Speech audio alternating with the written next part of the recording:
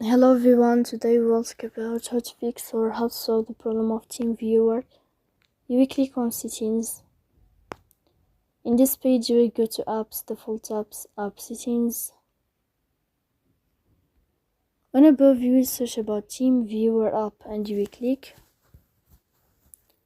Here you will go to first stop and you will click OK. Then you will enter to the window of storage. Then you will click on clear cache. In the end, you can turn off your phone and you can wait a moment to restart your phone again. If it's not working with you, then you can just go to Play Store. You will search about the application of TeamViewer. You can uninstall your app and you can install it again to fix that problem. So please don't forget to support us by like and subscribe. See you next time.